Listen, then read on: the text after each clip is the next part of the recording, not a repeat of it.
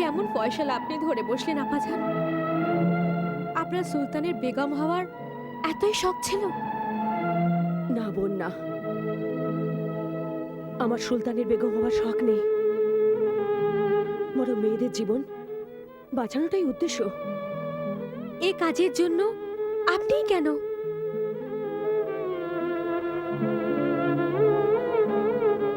কারণ আমি একজন উজিরের মেয়ে।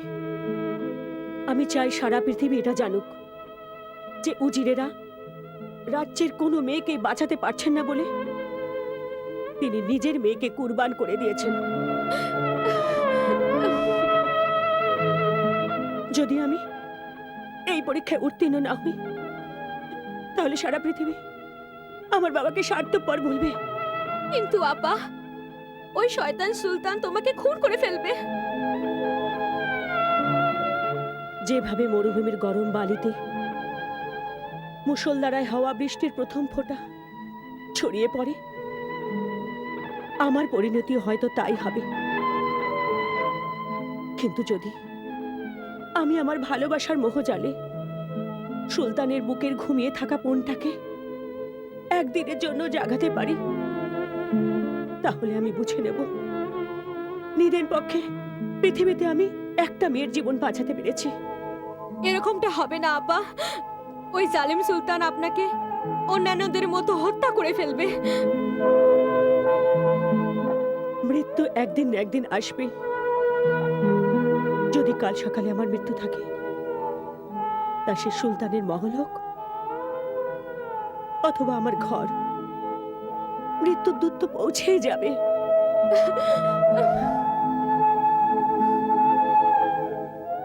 জুবেদা আমার বোন, একটা কথা মাথায় রাখ, যে মানুষের জন্ম মৃত্যু মানুষের হাতে নয়,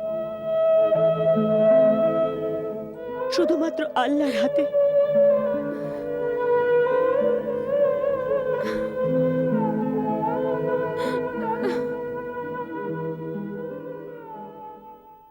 হে সুলতানি আজম, শহরের রক্ষক, প্রজাপালক, আপনার নিকাহ উজিরে আলা রশিদ বিন আইবের পুত্রী শেহজাদের সঙ্গে তার পূর্ণ সম্মতিতে ১,০০,০০০ আশরাফিতে এই নিকাহ সম্পন্ন করা হচ্ছে। আপনার এই নিকাহ কবুল? কবুল। নিকাহ কবুল? কবুল। নিকাহ কবুল? কবুল।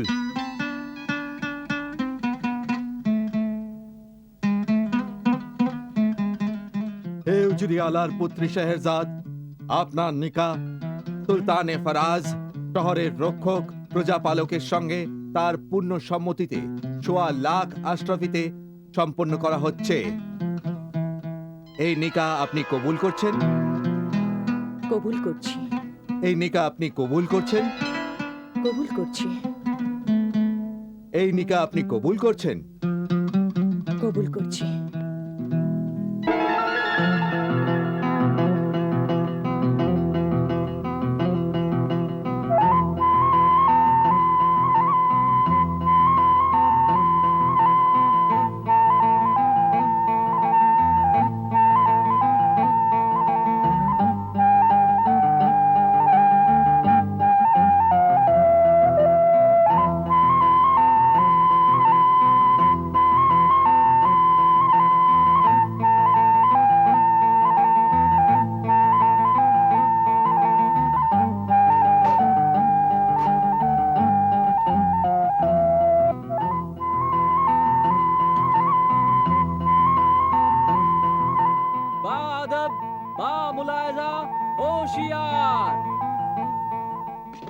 সুলতানে ফারজ, শহরের রক্ষক, প্রজাপালক তশরিফ রাখছে।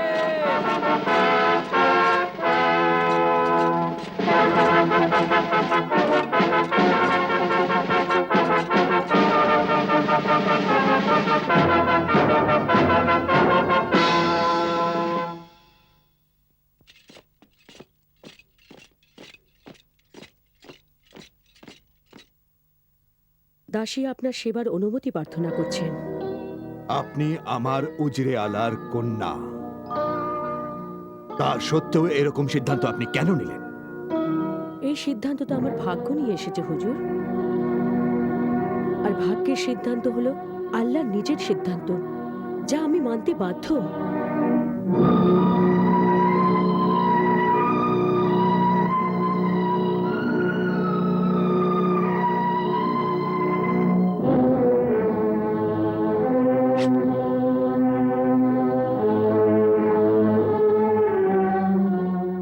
তুমি কি কাল সকালে কি হবে তা জানো না?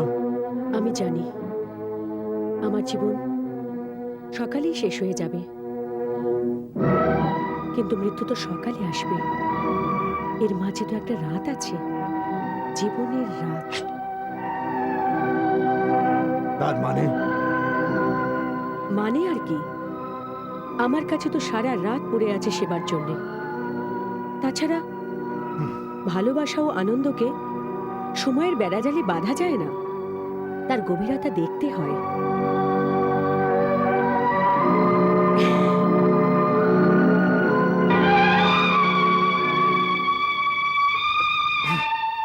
একটা রাত তো অনেক সময় মালিক।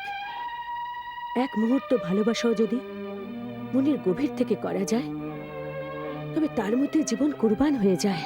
তোমার এইসব মন ভুলানো কথা আমার বিশ্বাসকে আরো দৃঢ় করছে যে মেয়েরা বেঈমান হয়। আমার উপর তোমার মিথ্যা ভালোবাসার জাল ফেলো না। না মালিক, না না, ভালোবাসা কখনো মিথ্যে হতে পারে না, কখনো ধোঁকা হতে পারে না।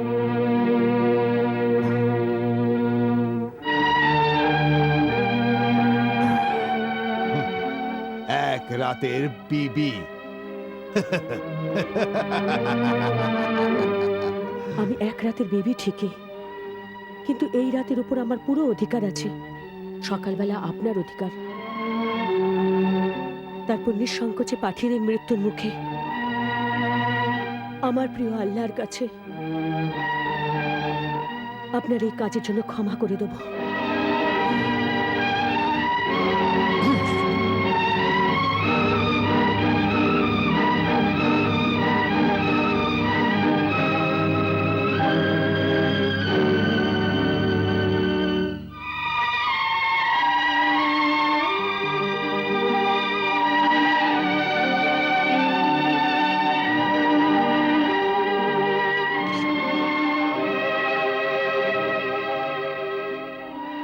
আপনাকে ভীষণ ক্লান্ত মনে হচ্ছে,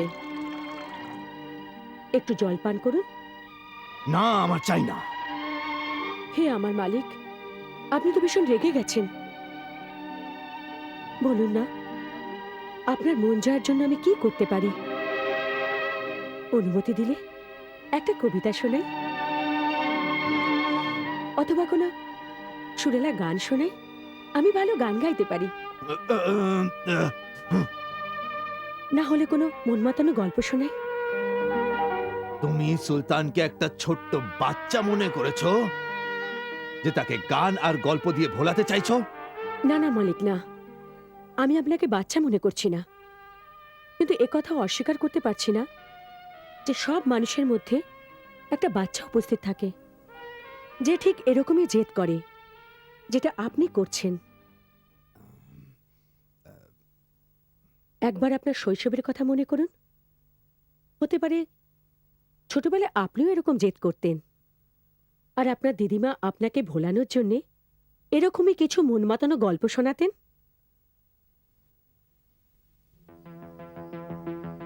আগে দুধ খেয়ে নাও আমার সোনা দাদি ভাই। না না না, আমি দুধ খাবো না।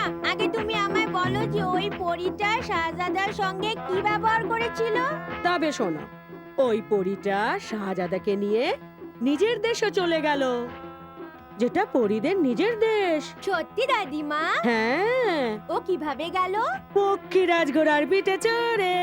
ঘোড়া কিভাবে উঠতো? কিভাবে উঠতো? এভাবে উঠতো, এভাবে উঠতো, এভাবে উঠতো, এভাবে উঠতো।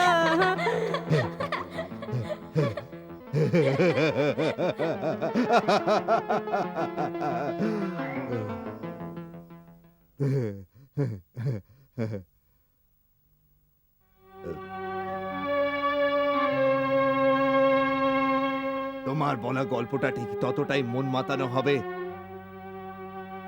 যতটা আমার দিদিমার গল্পগুলো হতো। আমাকে একটা সুযোগ তো দিন হুজুর। যদি তোমার গল্পটা মন মতো না হয় তবে আমি তোমার গর্দান উড়িয়ে দেব। এমনিতেই কাল সকালে জল্লাদের হাতে জান চলে যাবে। যদি আপনার হাতে জীবন দিতে হয় তা তো আমার সৌভাগ্য। এবার তুমি উল্টোপাল্টা কথা ছাড়ো, গল্প শুরু করো। আপনি যে গল্প বলবেন আমি তাই শোনাবো। নিন। হুম।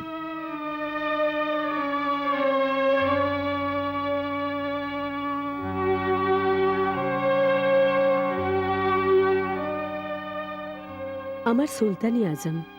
এই গল্প এমন এক মহাপুরুষের যার মহানুভবতা ও সততার জন্য তিনি ভীষণ বিখ্যাত ছিলেন।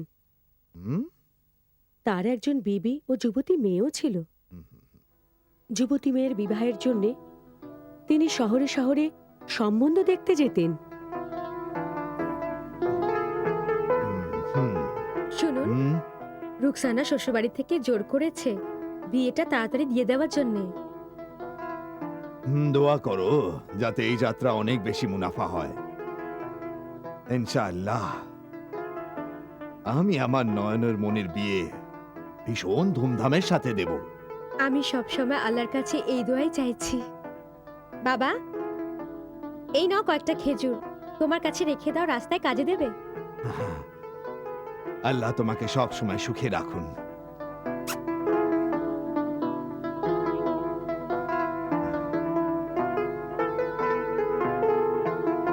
খোদা হাফেজ।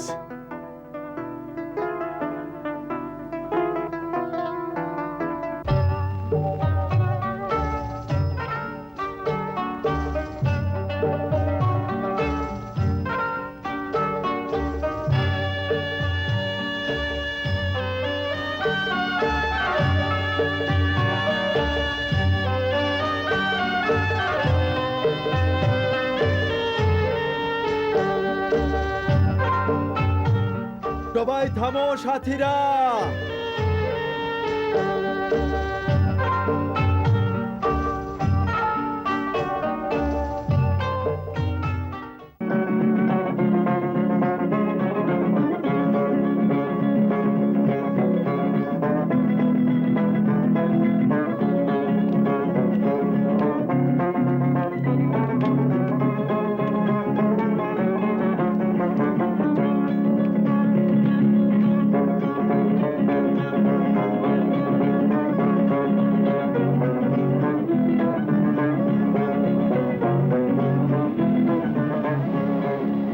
হে আমার মালিক আল্লাহ পরবর্তীকার,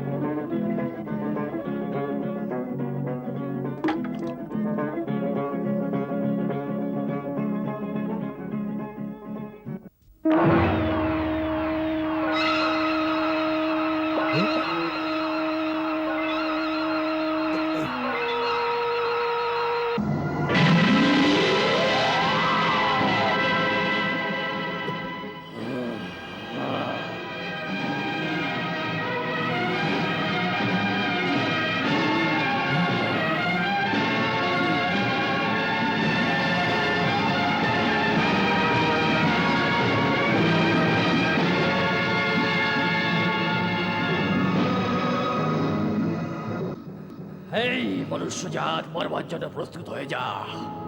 মরবার জন্য? কিন্তু আমার দোষটা কি?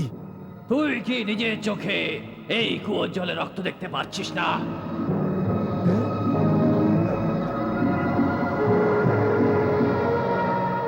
হ্যাঁ হ্যাঁ দেখতে পাচ্ছি, কিন্তু এর মানেটা কি?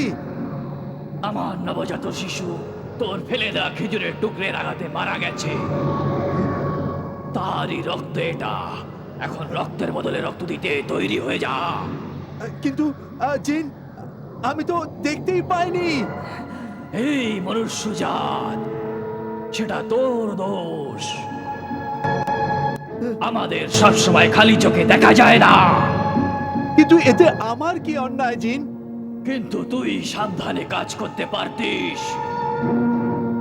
নিজেকে বাঁচানোর বৃথা চেষ্টা করিস না। যদি এটা আমারই অন্যায় হয়ে থাকে, তাহলে তা আমি না জেনে করেছি। অন্যায় জেনে করিস বা না জেনে করিস, অন্যায় অন্যায়ই হয়। আমার শিশুর মৃত্যুর প্রতিশোধ আমাকে নিতেই হবে। খুনের বদলে খুন, এটাই ন্যায় বিচার। এখন তুই মরণের জন্য তৈরি হয়ে যা।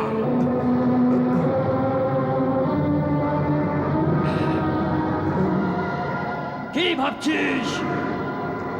যদি যদি তুই আমায় মেরে ফেলে তোর শিশুর প্রাণ ফিরে পাস এখন, তাহলে আমি রাজি আছি।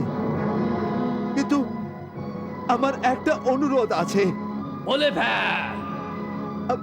আমি মৃত্যুকে ভয় পাই না।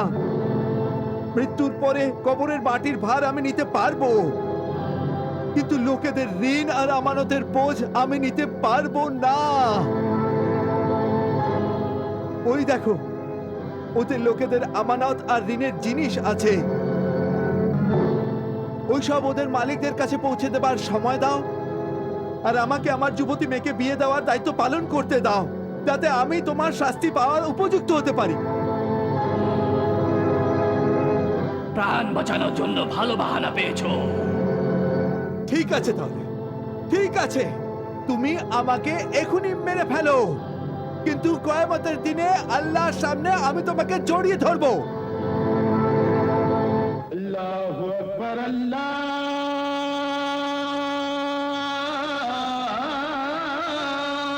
আকবার।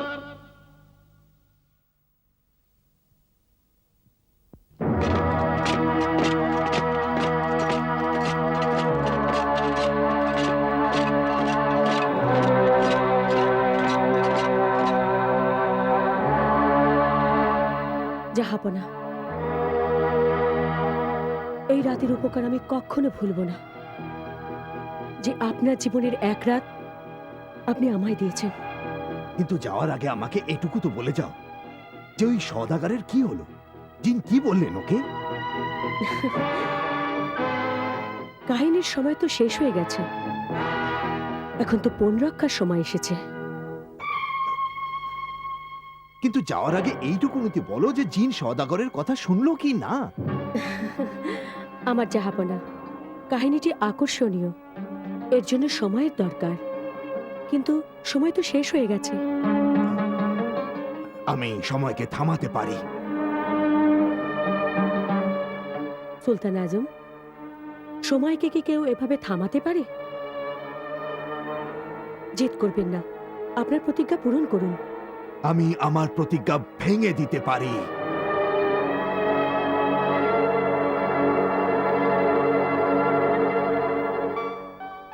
ওটা তো আপনার ব্যাপার, আমাকে তো আমার দায়িত্ব পূরণ করতে হবে।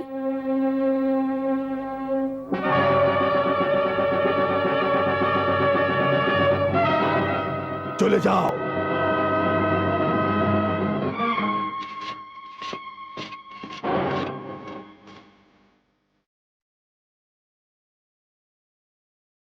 আমি তোমাকে এক রাতের জীবন আরো দিলাম। তুমি কাহিনী বলো, এরপর কি হলো? না জাহাপনা, এই কাহিনী তো রাতে শোনাতে হয়। এখন তো ভোর হয়ে গেছে, এখন নামাজ পড়তে হবে, আর আপনাকে আপনাকে তো রাজ্যের কাজকর্ম শুরু করতে হবে। যান, আপনার সব কাজকর্ম আপনি সেরে আসুন, আমি অপেক্ষা করব। যান। আমি কিন্তু তাড়াতাড়ি ফিরে আসবো। খুদা হাফেজ।